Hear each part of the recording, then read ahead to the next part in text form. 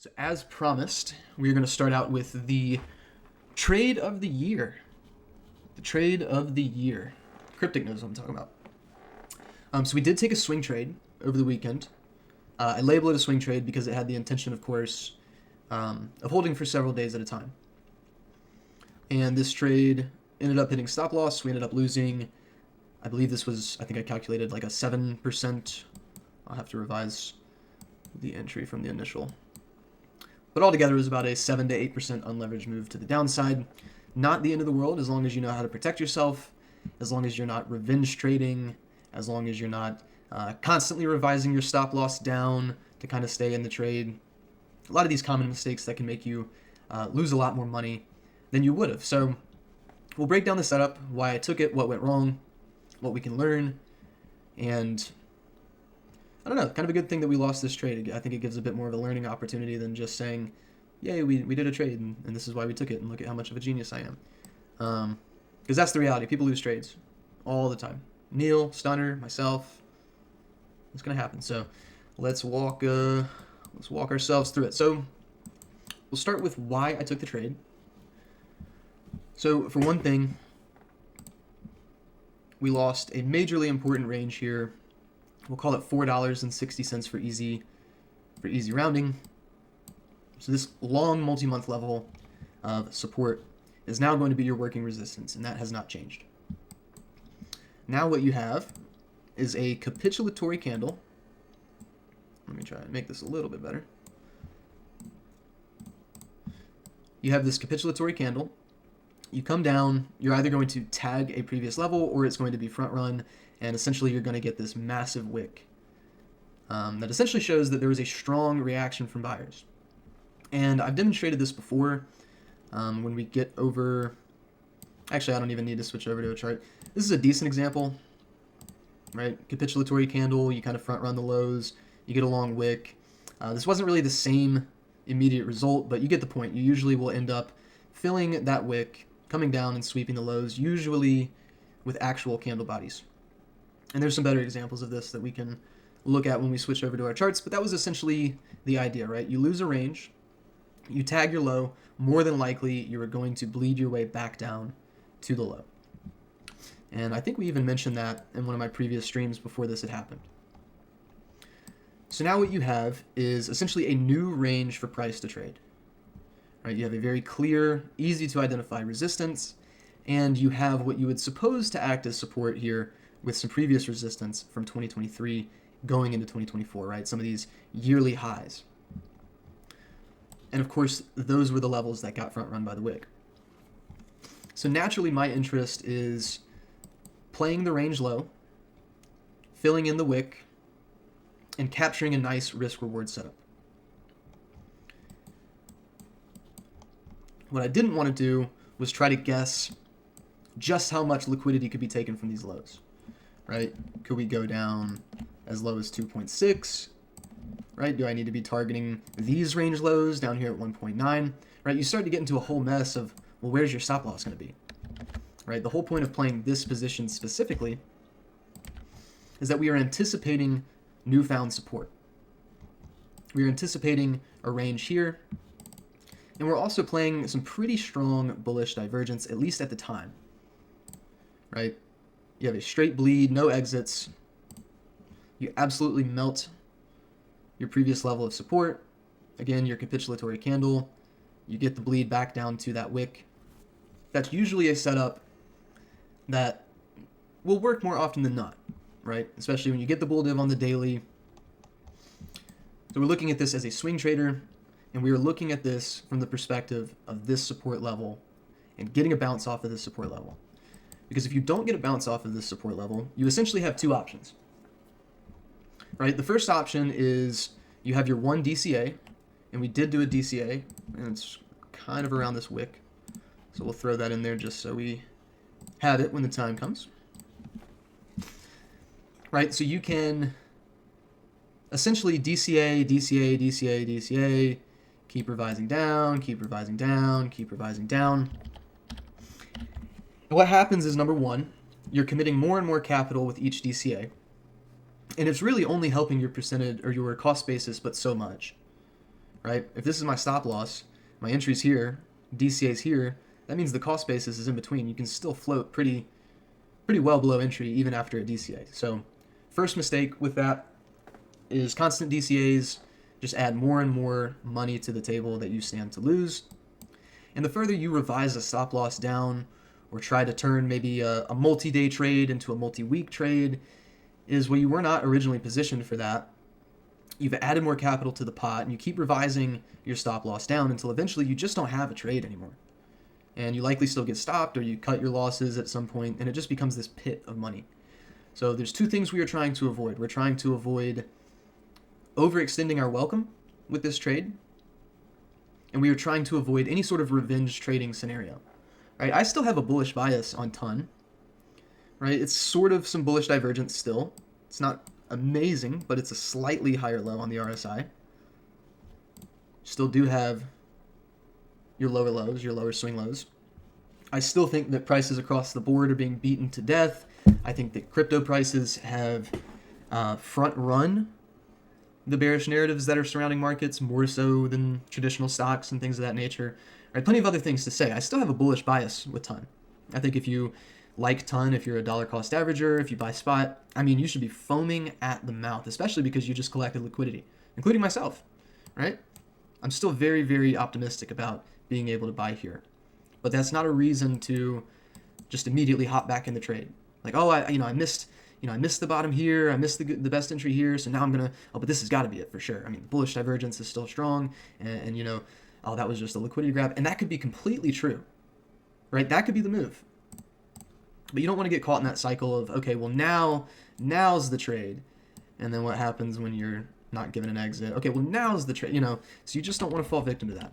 All right, you place your setup, you make your assessment, you calculate your stop loss, and you stick to your plan.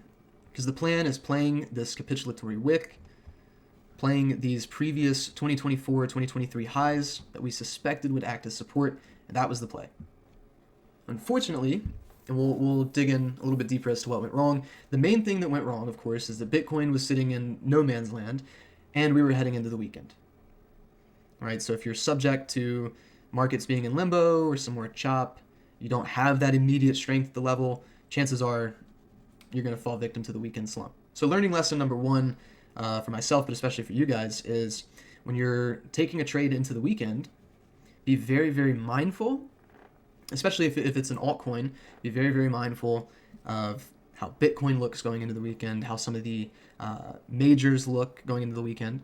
For example, Jupiter is very popular. I request Jupe a lot. I think Neil gets pretty tired of it, but I do it. Jupiter is a big part of the Solana ecosystem. Right, so if you've got a trade going into the weekend on Jupiter, it might be worth considering, well, how does Solana look going into the weekend? I think if we had given more consideration to Bitcoin's market structure on the lower time frames going into the weekend, we might not have taken this trade. Probably wouldn't have. But I liked the setup. It fits with what is a comfortable strategy, and so we take it. We set our alerts, we get our notifications, sometimes the trade goes south, and you just move on. So yeah, I think if I would have played this any differently, and it even still might have been a losing trade, we could have waited to enter on this previous high as opposed to the one prior. Right, that would have been a bit more of a conservative entry. We could have reduced the leverage and increased the margin on, not the margin, excuse me, the P&L on the stop loss. Right, give ourselves more room to work with and reduce the leverage. I think those two things, you would still be in the trade. You'd be in a much better position. But again, I mean, you set a strategy in place, you stick to it. And a big part of this too was, I know that if you have an altcoin that's bleeding, you're not always going to just automatically get that reaction, right? Especially if Bitcoin is in limbo. This is how people get trapped. I mean, if you look for the past, since the beginning of December, there really has not been much of an exit after any of these lows. Right, and so we did not want to subject ourselves to, oh, well, the quick reaction wasn't here, so we're just going to stick around until it is.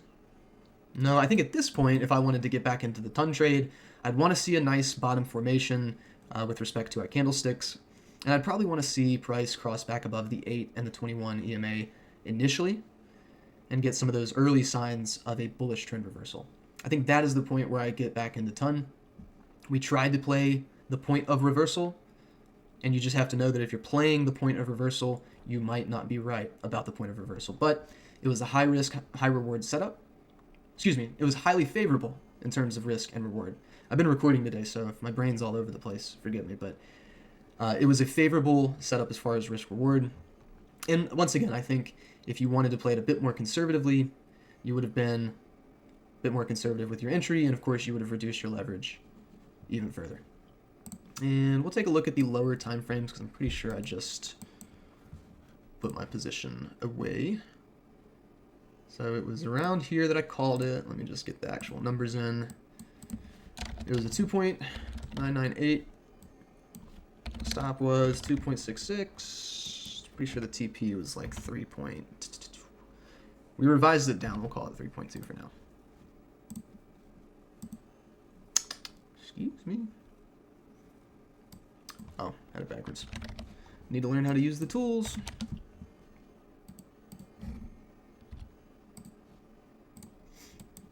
And I think our target was this. Yep.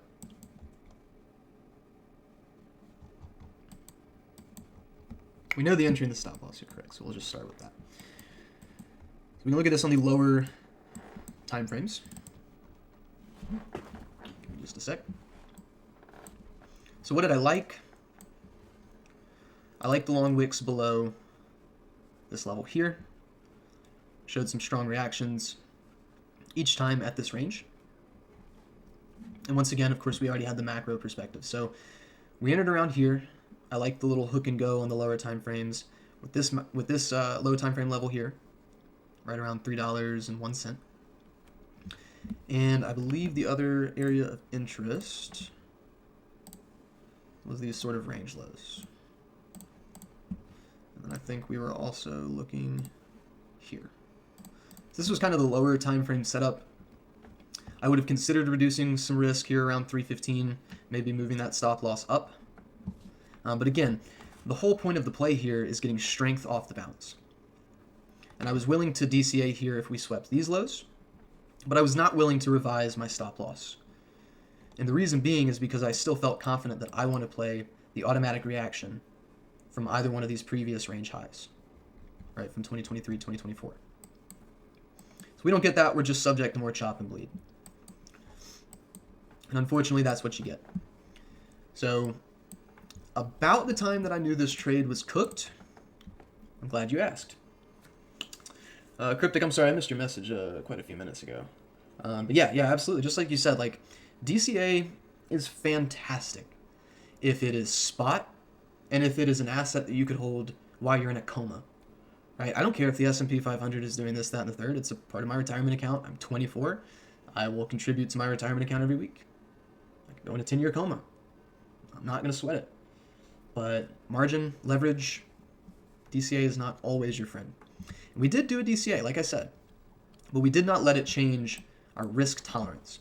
I didn't want to go any lower than here, and I was willing to bring my cost basis down by sweeping these lows. And unfortunately, this is just one of those positions that doesn't go your way. I knew the trade was cooked. Essentially, once we broke this little level here, right? This was a sort of a point of confluence, if you will, a little hook and go, and you close right below it. And the other thing that really made me pretty skeptical was here we are coming back down to this range low, and there's just prices just sliding. And there's just really nothing. So usually that's a sign of weakness, and it is what it is. So you might be asking, okay, well, Dave, if you're thinking the trade's cooked at this point, why did you not exit the trade now? Right? You probably could have gotten away with a significantly lower loss, and you would have protected yourself. Well, the reason that I did not exit the trade was because, one, I'm not going to make an assumption that the whole trade is cooked simply because I'm not confident here. But two, I set myself up in this position so that if I set my phone down for the weekend and then opened it back up on Monday and saw that the stop loss was triggered, I would be in the same financial standing that I'm in right now. My trading account would be in the same standing that it is before I took the trade. Sure, I took a little loss, but can you contextualize the gain or the loss to your whole account balance? right? I made a play based on my personal strategy. It went south. Now, fortunately, and I did double the usual entry size with the DCA, fortunately, this was only a 4% hit to my leverage trading account balance. That's not a whole lot, right? What is 4% of 10,000? It's 200, if you can't do the quick math. Or 100,000, it's 2,000, right? I can stand to lose 4% of one singular trading account and not lose sleep. And that's that. So there's no need to, like, we're using the lower time frames to track our trade and, to determine, do we want to revise a target? Do we want to move? Are we ready to move the stop loss up? We use the lower time frames once we're in the trade. But the trade is supposed to be set up to protect yourself even if the worst happens. And so it's honestly kind of nice that this went this way. I'm not going to sit here and be pretentious. I would much rather call winning trades, especially because I only call trades every once in a blue moon. But if we're going to have a learning opportunity, we're going to have a learning opportunity. And if this is what you see on your chart, a fat stop loss triggered, that better not be a headache for you when you open your trading account. Right? And we're not revenge trading. We're not revenge trading. Who cares? The setup was not right. Let it go. So, learning lesson. Hopefully you guys, if anybody took it, you're out at this point. And like I said, that the maximum leverage on that position you should have used, I said 5 to 10, and you guys know how I feel about leverage. I only use 5. I don't use a whole lot of leverage. This is a big reason why, because if you're, let's see, hold on, the DCA was down here, and then I'm pretty sure it moved me down to like a even 2.90 cost basis, something like that. So you see the cost basis improves. You end up only losing about 8%. Right? But what happens if you use 100x leverage? I mean, for one thing, you're not even making it to the stop loss before you're liquidated. But even 10x or 20x, and then also how much margin are you using? I've referenced this before, and I've broken this down. I won't waste another 20 minutes doing this. But I'm going to go ahead and just add it in chat here, and you guys can reference it. It is for VIPs, so if you're not a VIP, I'll break it down very simply.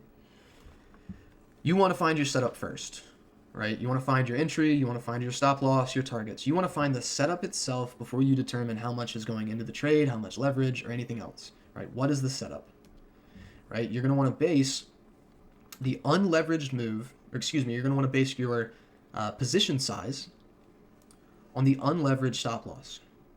And you want to relate that to your overall risk tolerance.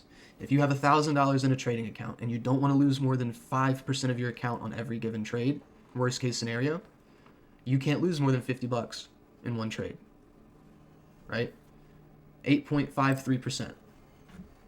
I don't know if you guys can see my calculator, but you can't lose more than $50. So what is 50 divided by 0.08? 625. So if you have a $625 position, and that position goes down 8%, then you would lose $50, which is the 5% of the trading account, assuming we're using 1,000 for easy numbers, that you wanted to risk. Now you've determined your position size, and the leverage realistically just needs to be based on the time horizon you have for the trade. A lot of people will tell you that it's also based on the targets. That's partially true, right? Obviously, if you have a crazy take profit target, it's probably better to do a little less leverage, right? Than if you have a really tight target and a really tight stop. So that's also true. But then again, the perspective of take profit levels is also based on your time horizon, right?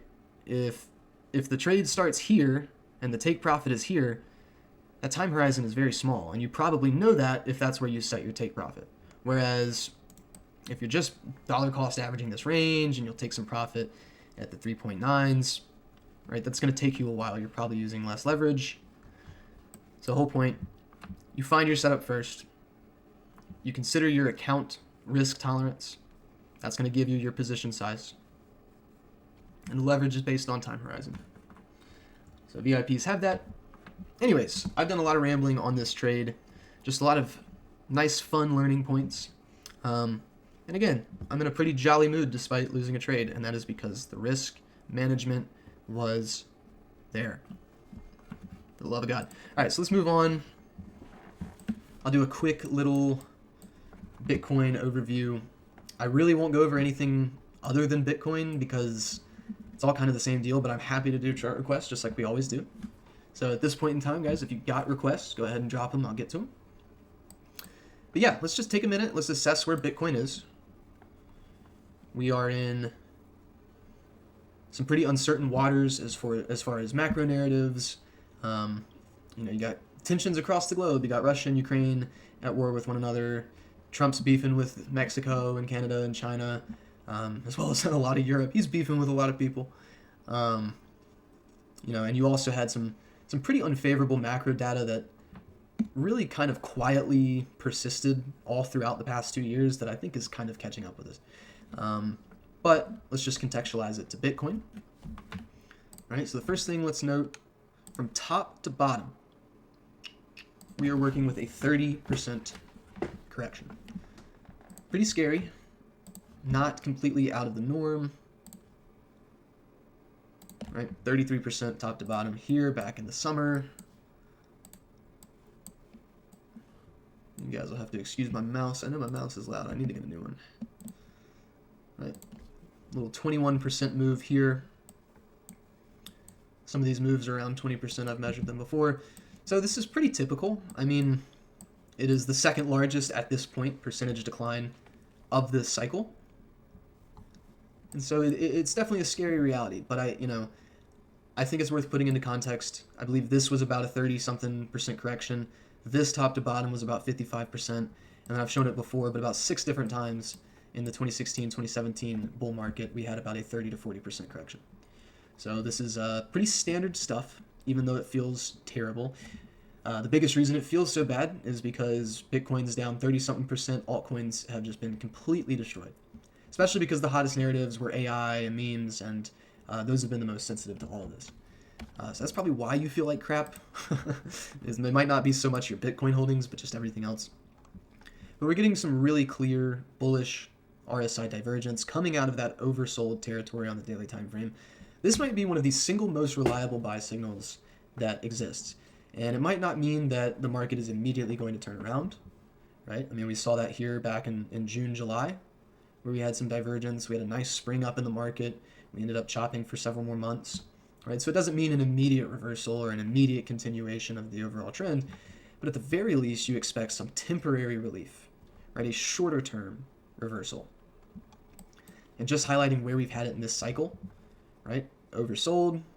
This is actually a lower low with respect to the candle body closes, and the RSI coming in at higher highs. The reason the candle body closes are important is because the RSI gets its data through the candle body closes. So this wick was actually a lower price than, of course, this low. But in terms of the input for the RSI and what actually feeds the equation, it's a higher low. Or, excuse me, it's a lower low here. And then, of course, same thing back with, this was about like the Silicon Valley Bank stuff and those blow-ups, the USDC fear and FUDing and all that stuff. And then, of course, the FTX stuff. So very consistent throughout time. Once again, this does not mean that you have a full-blown market reversal and, let's just send it back over 100K. But at the very least, you can expect some temporary relief. We're already seeing the body of our current daily candle engulfing yesterday's. So, and then once again, like this is isn't this such an ironic example? I just broke down the ton setup. Beautiful capitulatory candle here. And what do you know? Candle bodies to fill the wick, getting that nice bounce. I don't even think we had this much of a reaction on ton. I mean, barely. But anyways, you get the point. It happens. It happens, right? Price is front running previous all-time high figure of 74K. That's pretty common when you have a level that is on everyone's radar. I mean, this is clear as day. Previous resistance, temporary resistance. We've yet to back test it. You would suspect that it acts as support. That is a very key thing that we want to see. But with everyone watching this level, chances are they get front run a bit until those people who are on the sidelines start chasing this pump. So if I had to guess, right? You probably climb your way out for a little bit, get the optimism back, and then, right, something like this. And that's an ugly drawing. Don't take it as a crystal ball, but it essentially replicates what we saw back here in Q3 of 2024. Right, so, or this could be just the absolute bottom, and we just rip, and it's just bull market, bull market, bull market. I mean, who wouldn't love that, right? But if we are going to get down to the 74K, I think we get some relief first. It's kind of the main point. We're also back below our 200 daily EMA, sort of that longer term moving average show of strength. We had a nice deviation for about a month or so back before 2024. Had a multi-month deviation below back in the summer/fall of 2024. And so once again, into that heavy discount territory. Now, ideally, the 200 won't act as resistance, but temporarily. But if we see some consistent some consistent rejections off of the 200, that might be a warning sign, especially if we start to see daily or weekly candles below this sort of $73,000, $74,000 range. That starts to get me worried. I also would not be surprised for the scenario where we roll over once again, set in even stronger divergence, and then finally bounce. Right? Plenty of different scenarios to work with. We're not going to try to use a crystal ball to predict. But the bottom line is we know that we're in some pretty steep discount territory as far as Bitcoin is concerned.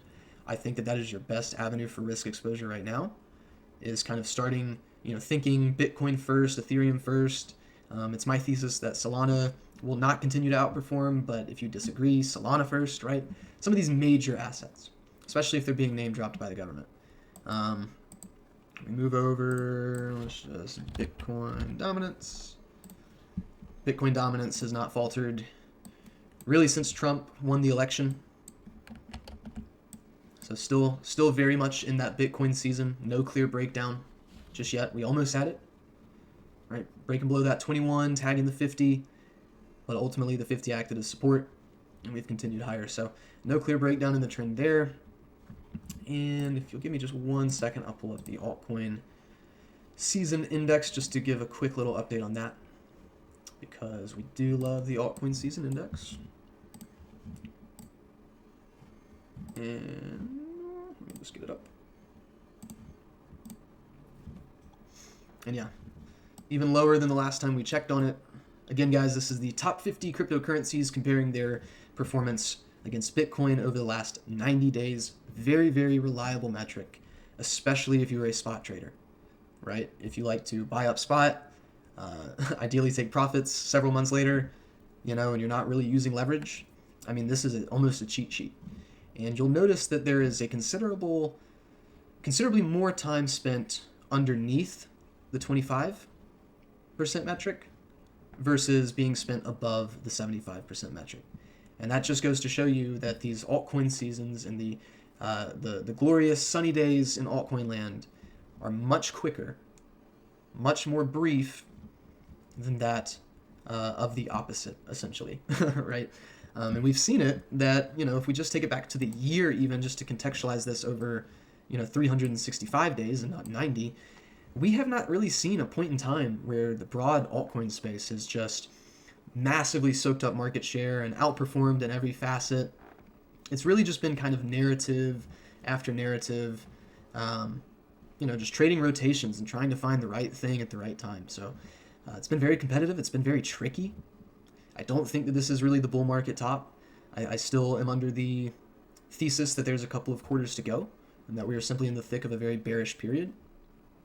This is a part of the reason I believe that, but I think it also plays into the idea that altcoins are maturing and you just are not going to be able to blindly speculate on anything and everything out there, because we do have institutional standards now, we do have real government interest, and we are getting tickers name dropped, and that means something, especially for alts.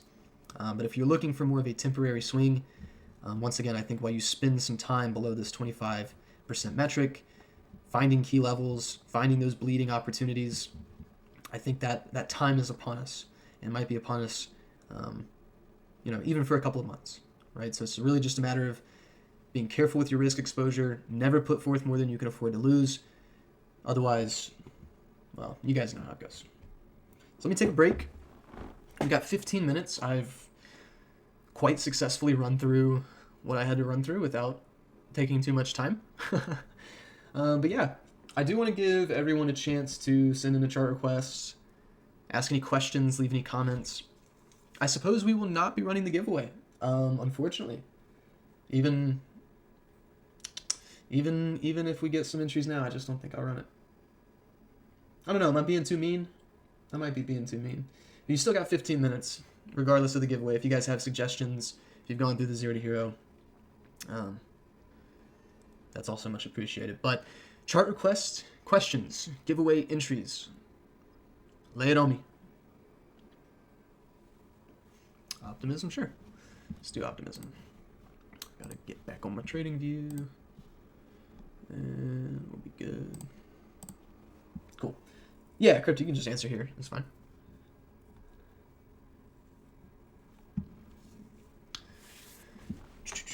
Okay. Let's do...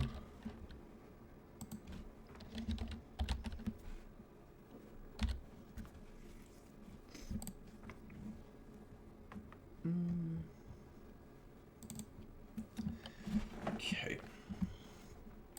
I'll just remove my drawings and start from scratch.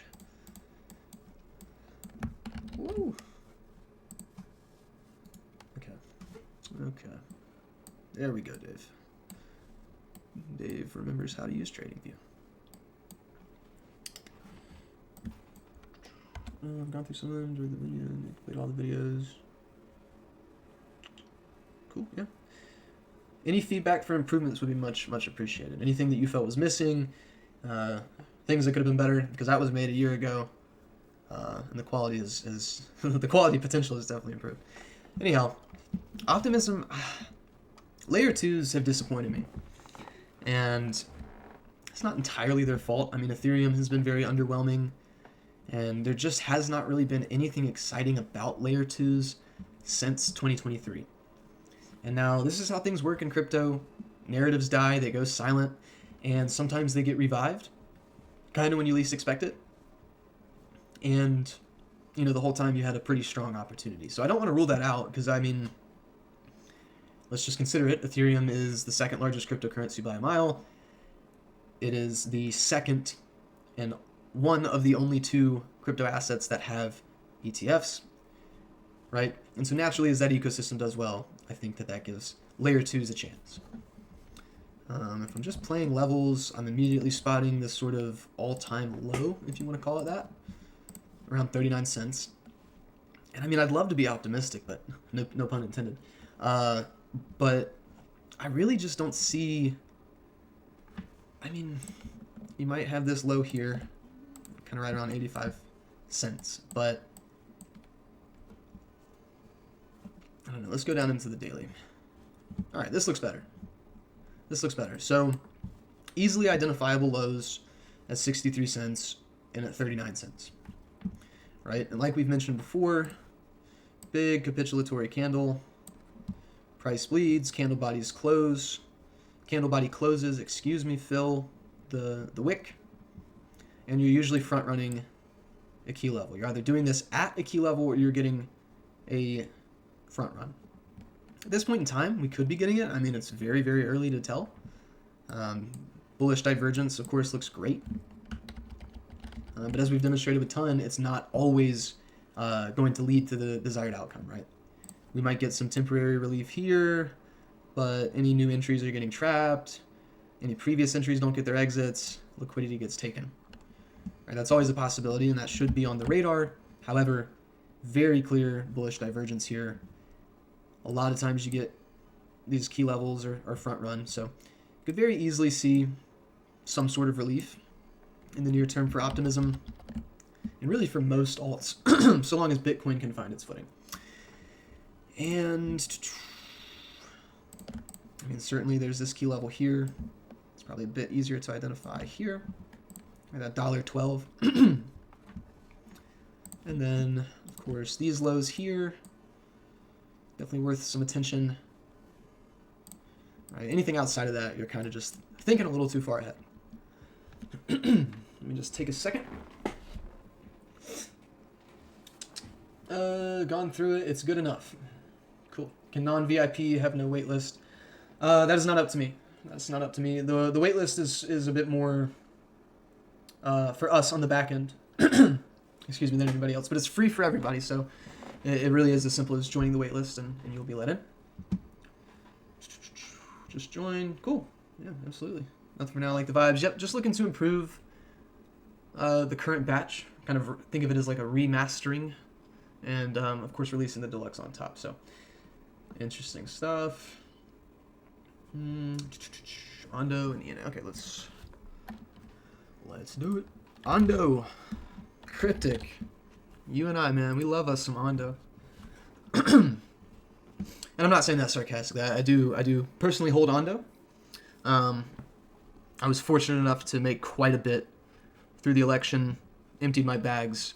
I since dollar cost averaged some spot like here on this, and I've also added a little bit more. So once again, if you're playing spot and it's a coin that you enjoy and you want to hold, it's not a bad plan. But my DCAs are only going to get more aggressive the lower we hang. So let's see what we got. Why are all four heavily red? Man, I wish I could tell you. I hate to sound like such a I don't know the right word, such a simp. But at a certain point, the market is going to catch you off guard. You've just spent months not really giving people an exit and just tanking every point of entry. You're coming back down into an interesting range here. I'm really interested in this kind of 80-cent level. Ideally, you get some show of strength, because if not, what you don't want to see here is just kind of some choppiness and some closes below, because then again, you're probably just losing that level, and you're probably taking out these lows, and you don't want that. I mean, at some point, you want some of these coins to find their legs and to establish, a clear wall of buyers. Where the price is just simply too low. It doesn't matter what the narrative is. Price is just too low. Right? That point comes. Is it now? We'll see. Once again, a lot of these coins with the same setup. Bullish divergence. You've already taken out these lows, these wicks. You've probably taken out anybody who was playing this wick. Right? So you might be grabbing that liquidity up and ultimately holding this level. So it looks good, truthfully. Like and I say if as if I don't. I do hold Ondo. I do like Ondo. And I have bought more Ondo in the last 36 hours. So I like this spot. If you are 1-to-1 with your margin, I like this spot. Again, as a leverage trader, you're playing that exact same setup, right? Let's say you were to market entry now. You're playing off a key level. You're playing off of daily bullish divergence, always a very strong signal. I don't have the Bollinger Bands up, but I'm sure you've extended the lower band, right? So in some volatile waters, right? So again, I mean, you'd play it likely the same. You'd find your invalidation, right? You'd find your easiest target probably here around $1.19, right? And again, based on this unleveraged move of 12.129% to reach the invalidation, again, I'm just doing this very quickly. How can you calculate your position size and your leverage to accommodate for this position setup? Have an Ondo and ENA long open. What's the entry on Ondo? 2 shorts, 2 longs, all 4 shit. What's the leverage? 8431 average entry on a leverage trade. 8431. That's not terrible. I mean, I think it really just depends on your leverage, because I mean it's not terrible as far as an entry, really. I mean, you're basically, like I said, you're basically playing this key level, and they're probably after your stops. I say it like it's some big scheme behind the scenes. The market makers are coming after you, Cryptic. 2 shorts and 2 longs. I'm not a huge fan of hedging as just like a base strategy. I will hedge, for example, if I have a lot of spot bags that have appreciated and I don't really want to sell my spot for the sake that they could continue going higher. I might hedge with like a leverage short, you know, something like that. You know, you can use hedges that way, but just as a standard net neutral practice, I've found that it's very tricky. All right, let me try to get these chart requests, guys. Let me send you this look on Ondo to fight the choppiness. Yeah, very tricky, very tricky stuff. I want to get to everybody. Let's do Pepe. Pepe, once again, I mean, you're playing this mask, and let me just take a step back, because I mentioned bullish divergence and the whole capitulatory candle and that setup quite a bit, and I think it's important to understand why the setup is what it is and what the implications are supposed to be, right? Essentially, when you see, and I hate to have to go back, so I won't go back, but essentially, when you see a major capitulation like this, right, usually it comes after a period of consolidation has not given you a way out, and you have this kind of line in the sand, it doesn't hold. It usually comes after a period of no exit, of low after low being taken, and you get, again, this very long capitulatory candle. No need to continue with the... Okay, all right, all good. I'll go ahead and just use this as the example because I think it's important to note. I do appreciate you being time conscious, Cryptic, but we'll do my best. Anyhow, so what you have here at this point, before anything else, is you have, I hate to use the word capitulation over and over and over again, but you essentially have the breaking point for most people, for the highest percentage of people, not for the highest percentage of capital, but for the highest percentage of individual people, you usually reach a breaking point. And it doesn't matter what your long-term outlook is. It doesn't matter, you got this coming up, you got bills to pay, your daughter's getting married, you got a new car just broke down, whatever it is, life hits, and you just can't be in the trade. And you just got to turn it over and just chalk the loss and move on and recoup what's there. That is what these wicks generally tell you, because you melt through an entire level, you either tag or slightly front run the next level, and you see a giant sort of automatic reaction. What is happening during this time is weak money is leaving the market. If they are not going to HODL, hold on for dear life, they have left the market, and everyone is in shambles, and everyone has just now revised their bearish thesis. Isn't it so funny that this can take place for months, and it takes this candle, this point of capitulation, and all those longs getting liquidated for everyone now to change their bias? Right, so that's the whole countering the retail sentiment, right? All the pain that has been, not all, but let's say the majority of the pain has been realized, right? It's a turning point psychologically between the participants and the market, even if not for price. That's what that candle exists for. That's what it is telling us. So usually that is the peak of the bearish headwinds, right? What took us here. And from there, you usually get the dust settle, and quietly the bullish narratives start to work in the background. And we've talked about the relationship with narrative and reality, right? All of the narratives that take us here, at a certain point, they're no longer reality the same way that they were prior to, right?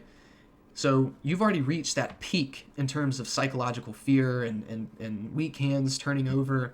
And so that bleed out pattern, where you just kind of recapture the lows and set the range, that is where that sort of accumulation begins. That's where you start to find the bottoms, right? And you start to at least get the relief rallies and the extended consolidations, right?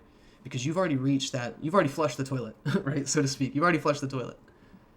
So that is why we look for the bleed to take place. That's why we look for the wick to at least get filled, and for some of these levels to get tagged. And that's why we get excited when we see that bullish divergence come through. Very often, it is a strong, reliable bullish signal. But, just like with TON, sometimes the first level doesn't work. The first bit of divergence is not enough. Sometimes it's not even the next level after that.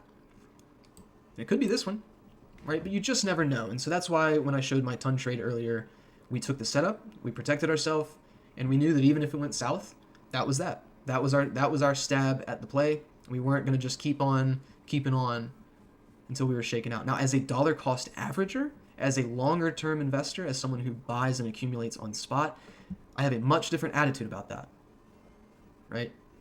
Go ahead, buy this level, buy this level, buy this level, right?